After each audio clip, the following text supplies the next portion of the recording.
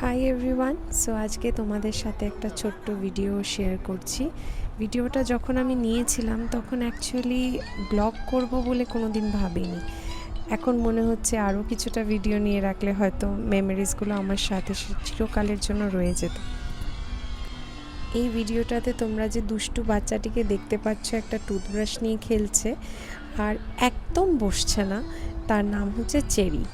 তোমরা নিশ্চয়ই বুঝতে পারছো ভিডিওটা অনেক পুরনো, কারণ ওর বয়স তখন খুবই কম আর আমরা ওকে হাতে খড়ি দেব বলে রেডি করছিলাম। মোস্ট প্রবাবলি 15 মাস বয়স হতে পারে, আমার ঠিক মনেও নেই, কিন্তু এই মেমোরিজগুলো হয়তো আরেকটু বেশি নিয়ে রাখলে খুব ভালো হতো, কারণ এই ভিডিওগুলো অ্যাকচুয়ালি আমাদের মতো মায়েদের কাছে খুবই অমূল্য। আজ চেরি ক্লাস 1-এ পড়ে এবং এই ভিডিওসগুলো এখন যেন আরও অমূল্য হয়ে উঠছে আমার কাছে।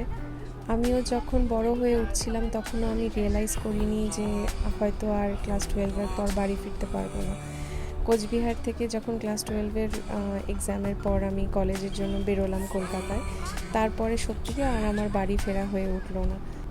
এখন যখন আমি বাড়ি যাই, সত্যি বলতে নিজেকে কেমন একটা গেস্টের মতো ফিল হয়। আর আমার লোকেশন দুটো এতটাই দূরে হয়ে গেছে যে সত্যি বলতে আর সেইভাবে বাড়ি যাওয়াও হয়ে ওঠে না।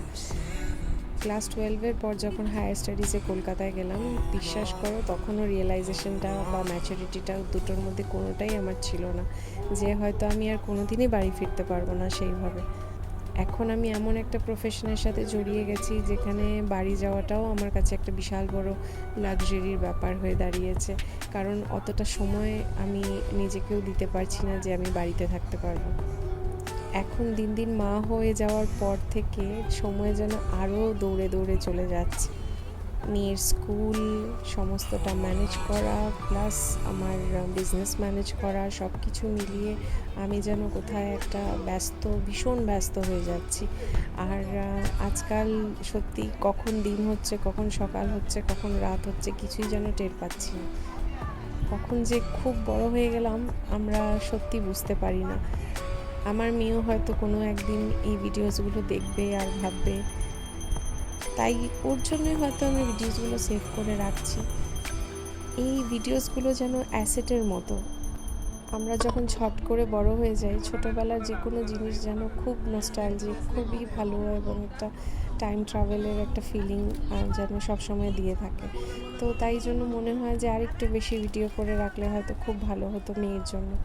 চেরির হাতে খড়ির ইভেন্টটা ছিল ঘরেই, আর ভীষণ সুন্দরভাবে আমরা এই দিনটা সেলিব্রেট করেছিলাম সবাই মিলে, সবার একটা ইনভলভমেন্ট ছিল।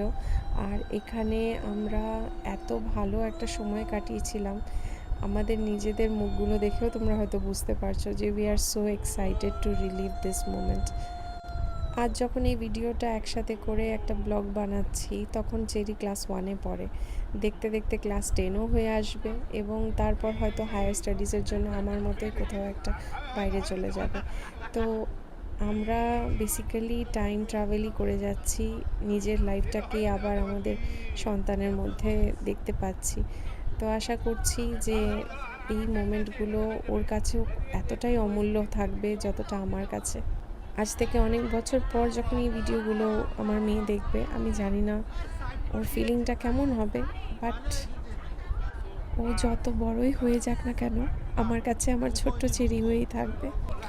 তোমরা যারা ওকে চেনো তারা জানি খুব ভালোবাসো ওকে, এবং তোমাদের সাপোর্ট সারা জীবন যেন ওর মাথার উপর থাকে, আর আশা করছি আশীর্বাদটাও থাকবে। তোমাদের সাথে এই ভিডিওটা শেয়ার করছি এবং নিজের জন্য সেভ করে রাখছি, যাতে ভবিষ্যতে যখন ও আমার কাছে থাকবে না, এগুলো নিয়ে আমি বেঁচে থাকবো। Thanks for watching.